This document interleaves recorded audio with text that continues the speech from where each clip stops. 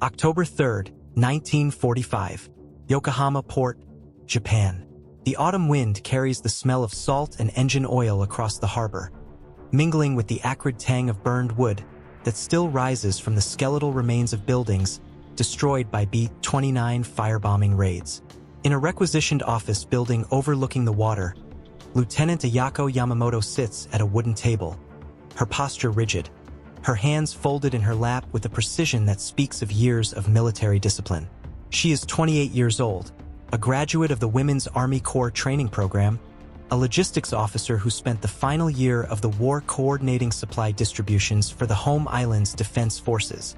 She wears a plain gray uniform stripped of insignia, her hair pulled back severely, her face carefully composed to reveal nothing. Across from her sits Captain Robert Chen, U.S. Army Civil Affairs, a Nisei officer from Seattle whose parents immigrated from China before he was born. He has a clipboard, a pen, and an interpreter, though his Japanese is functional enough that he may not need her. He is here to interview former Imperial military personnel, to assess their roles, their knowledge, their potential usefulness in the occupation administration. Ayako expects interrogation. She expects accusation. She expects to answer questions about war crimes, resource allocations, her knowledge of atrocities. She has prepared herself to accept responsibility for whatever collective guilt will be assigned to her. What she does not expect, what she cannot possibly prepare for, is the question Captain Chun asks after reviewing her file for 30 seconds. Lieutenant Yamamoto, you coordinated food distribution for civilian populations in Kanagawa Prefecture during the final months of the war.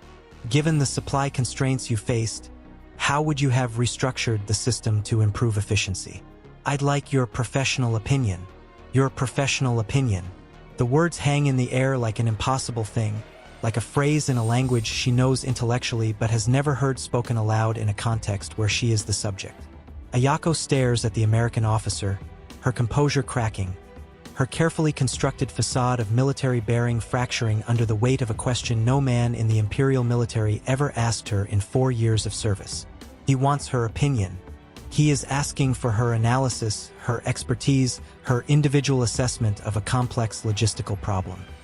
He is treating her not as a defeated enemy, not as a woman whose only value is decorative or reproductive, not as a subordinate whose job is to execute orders without thought, but as a professional whose knowledge and judgment have intrinsic worth. She begins to cry, silently at first, tears sliding down her cheeks while her body remains motionless, and then with more force, her shoulders shaking as years of suppressed frustration, suppressed intelligence, suppressed self finally break through the iron discipline that has defined her entire adult life. Captain Chen, startled, reaches for a handkerchief and slides it across the table. He does not tell her to stop crying. He does not tell her to compose herself. He simply waits, patient and professional, for her to gather herself so she can answer his question. This is not a story about military defeat.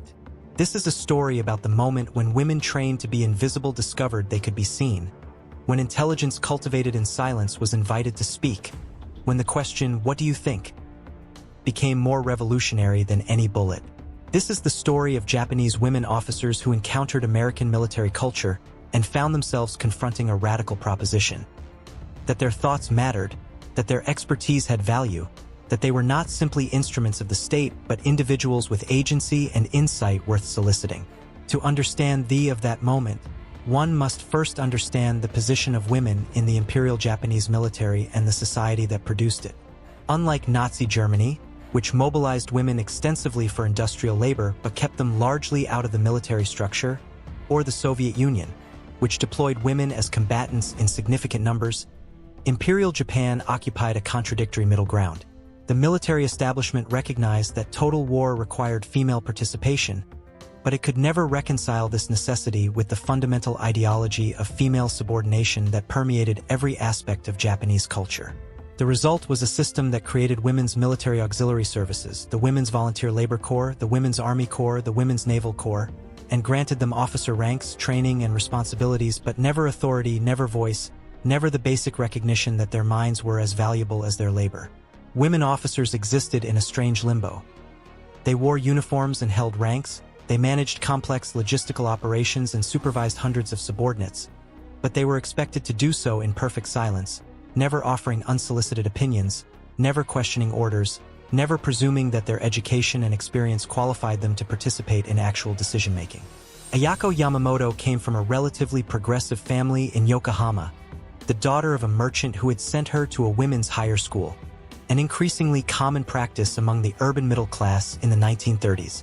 She studied mathematics and literature, excelled in both, and harbored private ambitions of perhaps becoming a teacher, one of the few professional careers open to educated women. But when the war expanded and the military began recruiting educated women for administrative and logistics positions, her father encouraged her to volunteer. It was patriotic, it was practical, and it offered the illusion of participating in something larger than the narrow domestic sphere to which most women were confined. She enlisted in 1941, underwent 6 months of training at the Women's Army Corps School in Tokyo, and learned military protocol, supply chain management, communications procedures, and above all, obedience. The training was rigorous, the standards high, but the underlying message was always the same. You are here to execute the will of male officers, to implement their decisions with precision and efficiency, but never, under any circumstances, to think you have something valuable to contribute to the formation of those decisions. Ayako was brilliant at logistics. She could look at a supply requisition, a transportation schedule, and a map of distribution points and instantly identify inefficiencies, bottlenecks, opportunities for optimization. She could see patterns that others missed, could project consequences 3 steps ahead, could solve complex allocation problems in her head faster than other officers could with pencil and paper. But when she began her service and attempted, carefully and respectfully, to offer suggestions for improving the systems she was tasked with administering, she was told firmly and repeatedly to focus on execution, not strategy. Her job was to implement orders, not to question or improve them. Over time, she learned to keep her thoughts to herself. She performed her duties flawlessly, became known as a reliable officer who could be counted on to implement even the most poorly conceived plans with maximum efficiency. And she swallowed her frustration, telling herself that this was simply how military hierarchies functioned, that her role was important even if her voice was not. But the frustration grew, particularly as the war turned against Japan and the supply situation became desperate. She watched as poorly planned distributions led to waste in some areas and starvation in others. She saw transportation assets misallocated, saw critical supplies spoiled due to improper storage, saw preventable failures cascade through the system. She drafted detailed reports outlining problems and proposing solutions. The reports were filed and ignored. The male officers above her made decisions based on incomplete information and political considerations, and Ayako implemented those decisions and watched the consequences and said nothing, because speaking was not her role. By August 1945, when the Emperor's surrender broadcast crackled over the radio, Ayako felt something close to relief beneath her shock and grief. She had been part of a system that failed, and she had known it was failing, had seen the failures accumulate, and had been powerless to prevent them because her intelligence was systematically excluded from the decision-making process. The defeat vindicated her silent analysis even as it shattered the nation she had served. The American occupation of Japan was unprecedented in its scope and ambition. Unlike post-war Germany, which was divided among 4 powers and treated primarily as a defeated enemy to be controlled, Japan fell under sole American administration, and from the beginning, Supreme Commander Douglas MacArthur envisioned not just control but transformation. The occupation would dismantle the military and political structures that produced Japanese imperialism, but more ambitiously, it would attempt to rebuild Japanese society along democratic lines, reforming everything from the constitution to land ownership to education to gender relations. This required enormous amounts of information and quickly. The American occupation forces needed to understand how Japanese institutions functioned, how resources were distributed, how the bureaucracy operated, where the inefficiencies and corruption festered. They needed expertise, and they needed it from people who had been inside the system. And unlike the imperial military they were replacing, the American officers tasked with gathering this information operated from a fundamentally different premise. Expertise mattered more than gender, and if someone had knowledge relevant to the task at hand, that person's opinion was valuable regardless of whether they were male or female, conqueror or conquered. This was not primarily ideological enlightenment, though American democratic values played a role. It was pragmatic. The occupation had work to do, and work required competent people who understood local conditions. The American military, for all its own gender discrimination, women served in auxiliary roles, were barred from combat, faced pay inequity and systemic prejudice, had nonetheless cultivated a culture where professional competence was, in theory at least, meant to transcend identity categories. The practice was often messy and contradictory, but the principle existed, and it shaped how American officers approached the task of gathering information from former enemy personnel. Captain Robert Chen was typical of the officers assigned to civil affairs during the occupation. He was educated, fluent in multiple languages, trained to assess organizational structures and identify useful expertise. His job was to interview former military and government personnel, determine who could be trusted, who had valuable knowledge, who might be useful in rebuilding civil administration. He approached this task with professional detachment, reviewing files, conducting interviews, asking questions designed to elicit substantive information. When he reviewed Ayako Yamamoto's file and saw her educational background, her logistics training, her years managing complex supply distributions under increasingly impossible constraints, he saw a potential resource. Someone who had operated inside the system, who had dealt with the practical realities of resource allocation in a collapsing war economy, who might have insights into how to rebuild those systems more effectively under occupation administration. So he asked her opinion. It was not a revolutionary gesture from his perspective. It was simply professional practice, the same question he would have asked any logistics officer with her experience. But the gulf between his intent and her reception of that question encapsulated the chasm between American and Japanese military culture, between democratic and authoritarian values, between systems that at least aspired to merit-based professionalism and systems that subordinated competence to rigid social hierarchies. Ayako cried for almost 3 minutes before she could compose herself enough to speak. Captain Chen waited, uncomfortable but patient, while the interpreter looked away to grant her some privacy in her moment of collapse. When Ayako finally wiped her eyes with the handkerchief he had provided, she took a shaky breath and began to speak in careful, formal Japanese. She answered his question. For 40 minutes, she outlined the structural problems in the imperial military's supply distribution system, identified the political and organizational factors that prevented rational resource allocation, proposed modifications that would improve efficiency in an occupation context.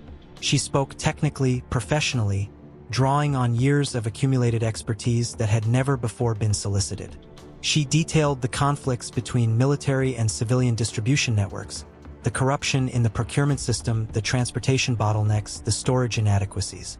She proposed centralized coordination through regional hubs, better inventory tracking systems, integration of civilian and military logistics to prevent duplication and waste. Captain Chun took notes, asked follow-up questions, challenged some of her assumptions, incorporated some of her suggestions into his working model. He treated her exactly as he would treat any professional colleague, with the same combination of respect for her expertise and skepticism of untested proposals. And Ayako, responding to his questions, felt something awakening in her that had been dormant so long she had almost forgotten it existed. The pure intellectual pleasure of working through a complex problem with someone who valued her analytical capacity. At the end of the interview, Chun thanked her for her time and insights, told her that her analysis was valuable and would be incorporated into occupation planning, and asked if she would be willing to serve as a consultant during the transition period, helping to restructure the civilian supply administration under American supervision. She agreed, her voice steadier now, and as she left the office, she carried with her a single piece of paper, a temporary employment authorization from the U.S. Civil Affairs Office, documenting her new role as a logistics consultant. That piece of paper, that bureaucratic slip authorizing her employment based on her expertise, became the symbol that recurred throughout the testimonies of Japanese women officers who encountered American occupation culture. Not food, not weapons, but paper. Documentation that recognized their professional competence. Contracts that paid them for their knowledge. Organizational charts that included their names in positions of actual authority, however limited. Paper that said, in the bland language of bureaucracy, that they were more than decorative, more than subordinate, more than silent instruments of male will. Ayako was not unique. Across Japan in the months following surrender, Hundreds of educated women who had served in military or government roles found themselves recruited by occupation authorities who needed expertise and cared more about competence than gender. Women who had managed communications networks were hired to help restructure the postal system. Women who had coordinated medical services were recruited to help rebuild public health administration. Women who had worked in intelligence and translation were employed as interpreters and cultural advisors. The work was not glamorous, and the women were not treated as equals in any comprehensive sense. They were paid less than male consultants with comparable experience. They were excluded from social functions. They faced prejudice from both American personnel who thought women unsuited for professional roles and Japanese men who saw their employment as collaboration and betrayal. But they were asked for their opinions, their expertise was valued, and for many of them, this represented a transformation more profound than any political or constitutional reform. One woman, Major Keiko Sato, had served as a communications officer coordinating radio networks for Homeland Defense. She was 31 years old, had studied electrical engineering at Tokyo Women's Higher School, and had designed encryption protocols that the imperial military used without ever acknowledging her contribution. When she was interviewed by American signals intelligence officers, they immediately recognized her expertise and recruited her to help map the former military communications infrastructure so it could be repurposed for civilian use. In her first planning meeting with American and Japanese colleagues, a junior American officer asked her to explain the encryption system she had designed. She did so, assuming this was interrogation. But then the officer, a lieutenant barely 25 years old, said, "That's elegant, more sophisticated than I expected. Could we adapt this architecture for civilian telephone network security?" The question was casual, collegial, one professional to another. And Major Sato, who had designed the system alone in a basement office while male officers took credit for her work, who had never once been consulted about its applications or modifications, who had watched her innovations implemented without her name ever appearing in documentation, found herself unable to answer immediately because she was crying too hard to speak. The pattern repeated across hundreds of interviews, consultations, and employment arrangements. American officers asked questions, Japanese women answered, and in the space of that exchange, something fundamental shifted. The questions were not always kind. Some American officers were dismissive or condescending, some were frustrated with cultural differences, some were simply going through the motions, but even perfunctory professional inquiry represented a recognition of agency that these women had never experienced in their own military. The symbolic power of being asked one's opinion cannot be overstated, particularly for women who had been systematically trained to believe that their worth was measured entirely in obedience and execution. In the ideology that shaped Imperial Japan, women's education was acceptable only if it made them better mothers and more supportive wives. The concept that a woman might have independent expertise worth consulting, that her analysis might improve outcomes, that her judgment might be superior to a man's in a given domain, was not merely discouraged but treated as a fundamental violation of natural order. The American officers who asked Japanese women for their professional opinions were not necessarily feminists or conscious reformers. Many of them held conventional prejudices about women's roles and capabilities. But they operated within a cultural framework that at least nominally valued expertise over gender, that assumed competence could be found in unexpected places, that treated professional knowledge as a commodity separable from the person who possessed it. This pragmatic meritocracy, imperfect and inconsistently applied as it was, stood in stark contrast to the rigid hierarchies that had governed Japanese military culture. The women who experienced this contrast began to question not just military hierarchy but the entire social structure that had shaped their lives. If their opinions were valuable in logistics, communications, and administration, domains where competence could be objectively measured, then perhaps the ideology that had excluded them from decision-making was based not on natural law but on arbitrary social convention. Perhaps the entire structure of female subordination was not inevitable but constructed, and therefore subject to deconstruction. This realization was not always liberating. For some women, like Ayako, it brought profound relief mixed with anger at the years wasted in enforced silence. For others, it created painful cognitive dissonance, forcing them to acknowledge that they had internalized the very ideology that oppressed them. And for still others, it was simply confusing, a disruption of certainties that left them uncertain how to navigate a world suddenly revealed as more complex and contingent than they had been taught. The broader occupation reforms reinforced this transformation. In December 1945, the occupation authorities ordered the Japanese government to grant women's suffrage, extending the vote to all women over 20 years old. This was directive, not request, imposed from above rather than won through indigenous struggle, but it fundamentally altered Japanese women's legal status overnight.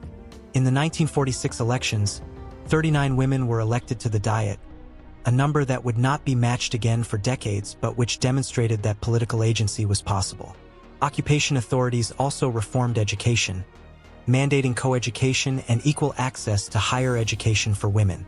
They revised labor laws to protect women workers and guarantee equal pay for equal work, provisions that were often ignored in practice but established legal precedent. They reformed family law, granting women property rights and liberalizing divorce provisions. The changes were comprehensive, aimed at dismantling the patriarchal structures that American analysts believed had contributed to Japanese militarism. For the women officers who had been asked their opinions, who had experienced professional recognition under occupation administration, these reforms resonated deeply. They had seen, in microcosm, what became possible when competence was valued over gender, when expertise was solicited rather than suppressed. The legal and political reforms suggested that this possibility might extend beyond individual interactions into systemic change. Ayako Yamamoto worked for the Occupation Civil Affairs Office for 2 years, helping to restructure regional supply distribution systems, training new administrators, advising on resource allocation during the difficult post-war recovery. She was paid a fair salary, not equal to male consultants but enough to live independently, a rarity for unmarried women in post-war Japan. She shared an apartment with 2 other women working for occupation offices, former military officers like herself, and in the evenings they talked about the future, about what they would do when the occupation ended, about whether the changes would last. In 1947, Ayako was offered a position with the newly reorganized Ministry of Commerce and Industry, a civilian government role managing logistics for reconstruction projects. It was unprecedented. A woman in a substantive ministry position, hired based on her expertise demonstrated during occupation service. She accepted, and for the next 30 years, she worked in government administration, rising eventually to deputy director level, navigating the persistent sexism of Japanese bureaucracy but never again accepting the premise that her opinions were worthless simply because she was female. She kept the employment authorization from her first day working for Captain Chen, the paper that had recognized her expertise, and she framed it and hung it on her office wall. When male colleagues or subordinates questioned her authority, she would gesture to it and say simply, "I was hired for my expertise. Do you have expertise or only opinions?" The question usually ended the argument. Major Keiko Sato took a different path. After working for Occupation Signals Intelligence for a year, she returned to school, earning a doctorate in electrical engineering from Tokyo University in 1952, one of the first women to do so. She joined a private telecommunications company and spent 40 years developing communications technology, holding 17 patents by the time she retired. She never married, faced constant discrimination, was paid less than male engineers with half her experience, but she never again allowed anyone to take credit for her innovations without acknowledgement. In her retirement, she wrote a memoir about her experiences as a military communications officer and occupation consultant. The book, published in 1989, included a chapter titled "The Question That Changed Everything," describing the moment when the young American lieutenant had asked her opinion about encryption protocols and treated her response as valuable professional input. She wrote, "I realized in that moment that I had been living in a prison whose walls were maintained not by force, but by the collective agreement that women's intelligence was decorative rather than functional. The American officer was not enlightened. He was simply practical.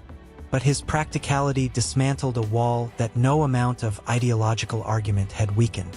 He needed expertise. I had expertise. Everything else was irrelevant. That simple transaction contained within it the possibility of a different world." Not all Japanese women officers had positive experiences with American occupation personnel. Some were harassed, propositioned, treated with the same condescension they had experienced under imperial military culture. Some found that American willingness to solicit their expertise was limited, evaporating once the immediate post-war crisis passed and normal prejudices reasserted themselves. The occupation was not a feminist liberation project, and many of the American officers involved were themselves products of a deeply sexist culture. But even the women who had difficult experiences consistently noted a difference in kind. American sexism was discrimination against women's capacity. Japanese sexism was denial that women had capacity to discriminate against. The American military might limit women's roles and opportunities, but it did not systematically exclude their voices from professional deliberation. The difference was subtle but profound, and once you had experienced being asked for your professional opinion, it became impossible to accept a system that treated your intelligence as non-existent. The transformation was not universal, and many Japanese women continued to live within traditional structures, accepting female subordination as natural or at least inevitable.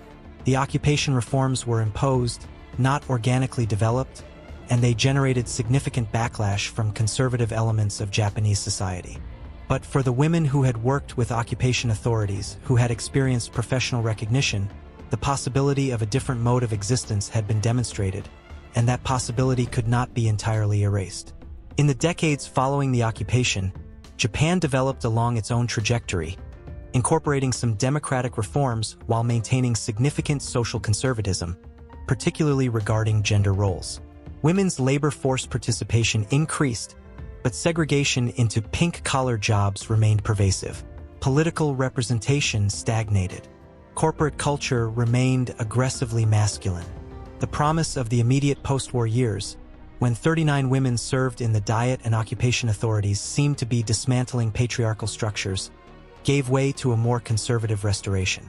But the women who had been asked their opinions, who had experienced professional agency during the occupation years, did not forget. They became teachers who encouraged female students to pursue education and careers. They became bureaucrats who fought for incremental reforms. They became mothers who raised daughters with different expectations than they had been raised with themselves. The transformation was slow, frustratingly incomplete, but it was irreversible in the sense that the possibility had been proven. Women could contribute expertise, could participate in decision-making, could exercise agency beyond domestic roles. Ayako Yamamoto died in 2003, at the age of 86, having witnessed Japan's post-war transformation from defeated nation to economic superpower. She had lived through the occupation, the reconstruction, the economic miracle, the burst bubble, and the long stagnation. She had seen women's roles expand in some domains and contract in others, had watched progress and backlash alternate in frustrating cycles. But she never forgot the moment Captain Chun asked her opinion, the moment when years of suppressed expertise were suddenly valuable, when her intelligence was recognized as a resource rather than a threat. In her final interview, conducted by a granddaughter researching women's history, she described that moment. He was not being kind. He was not trying to liberate me.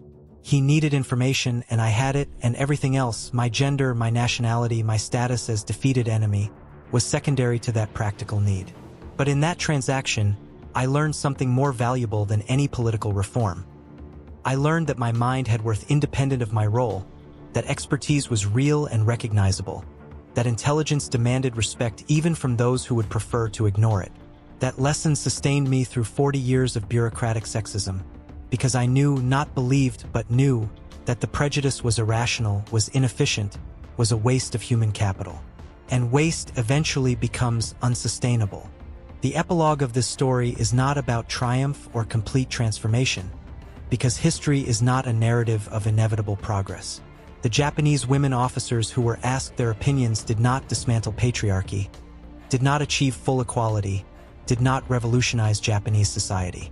The occupation reforms were partial, the gains were contested, and many of the women who experienced professional recognition during those years spent the rest of their lives navigating systems that continued to devalue female expertise. But their story matters because it illustrates a truth that transcends specific cultural contexts. That recognition of competence is a revolutionary act, that asking someone's opinion is an acknowledgement of their agency, that professional respect extended across lines of gender, nationality, and enmity can destabilize entire ideological structures. The Americans who interviewed Japanese women officers were not engaged in a feminist project. They were solving practical problems. But in doing so, They created spaces where women's intelligence was visible, valued, and incorporated into decision-making, and those spaces demonstrated possibilities that could not be entirely foreclosed even as subsequent years brought frustration and backlash. The piece of paper, the employment authorization, the contract, the organizational chart, was the symbol of this transformation because it represented recognition that could not be easily dismissed as charity or condescension. It was bureaucratic, transactional, mundane.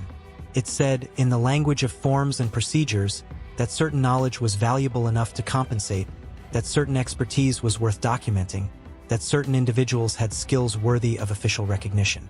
The paper made the intangible tangible, gave concrete form to the abstract proposition that women's intelligence mattered. The question, "What do you think?" contained within it a radical assumption. That the person being asked had thoughts worth hearing, that their analysis might improve outcomes, that their perspective contributed something essential that would be lost if not solicited. For women trained their entire lives to suppress their thoughts, to execute orders without question, to define their worth through obedience rather than initiative, that question was more destabilizing than any constitutional reform or legal mandate. Because law can be revised, reforms can be rolled back, rights can be restricted. But once you have experienced being treated as a thinking person whose expertise matters, once you have felt the intellectual satisfaction of solving problems collaboratively with colleagues who value your contribution, once you have been paid for your knowledge and seen your analysis implemented and watched outcomes improve as a result, that experience becomes a permanent part of your understanding of what is possible. You can be forced back into subordinate roles, can be excluded from decision-making, can be treated as if your intelligence doesn't exist. But you know that it does, and that knowledge is a seed that grows slowly but inexorably, pushing up through concrete, cracking foundations, creating space for the roots of change. The Japanese women officers who cried when Americans asked their opinions were not crying from gratitude or relief. They were crying from the sudden recognition of years wasted, of intelligence suppressed, of expertise systematically excluded from application. They were crying from anger and loss and the bittersweet discovery that it had never been necessary, that competence had always been present but had been deliberately ignored, that the system that claimed to maximize national efficiency had in fact sacrificed it to maintain social hierarchies. And in their tears was a quiet revolution, unnoticed and undocumented, but no less real for its invisibility.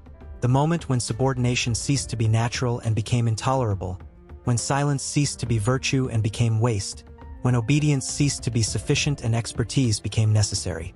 Ayako Yamamoto kept that piece of paper on her wall for 56 years. A bureaucratic artifact that meant more than any medal or commendation. It was proof that her mind had worth, that her knowledge was valuable, that she was more than the role assigned to her by accident of birth and gender. It was a talisman against the voices, external and internal, that insisted women were not suited for substantive work, that female intelligence was decorative, that expertise was naturally masculine. And when she died and her grandchildren cleaned out her office, they found that paper framed on the wall, and beneath it, in her careful handwriting, a single sentence in English that she had learned during her occupation years. They asked what I thought. That question changed everything. It was enough. It had to be enough. Because in the end, transformation does not require grand gestures or revolutionary upheaval. Sometimes it begins with a simple question, asked without particular thought or ideological commitment, that accidentally acknowledges the humanity and agency of someone who has been taught they possess neither. And that acknowledgement, once given and received, cannot be entirely revoked, because the person who has been asked their opinion now knows that their thoughts exist, have form, deserve expression. The question echoes forward through generations. What do you think? Not what were you told, not what are you permitted to say, but what do you actually think, given your knowledge and experience and analytical capacity? It is the most democratic question possible, the foundation of every system that values merit over hierarchy, the seed from which grows every reform that expands agency beyond traditional bounds. The Japanese women officers who were asked that question carried it with them for the rest of their lives, and they asked it of others, their students, their daughters, their colleagues, and slowly, incrementally, the possibility embedded in that question expanded, creating space for voices that had been systematically silenced, making room for expertise that had been deliberately excluded, acknowledging capacity that had always existed but had never been recognized. This is not a story of redemption or victory. It is a story of recognition, of the moment when intelligence suppressed becomes intelligence visible, when expertise denied becomes expertise consulted, when the question, "What do you think?" becomes the beginning of transformation that will take generations to complete and will remain forever incomplete, but which nonetheless marks the irreversible shift from treating people as instruments to recognizing them as agents. The paper remains, fragile and yellowed, in an archive now, a bureaucratic artifact that contained within it the possibility of a different world. A world where competence matters more than gender, where expertise is solicited from wherever it resides, where the question, "What do you think?" is asked not as kindness but as necessity, because intelligence is too valuable to waste and efficiency requires incorporating all available knowledge regardless of its source. It was just a question. Changed everything.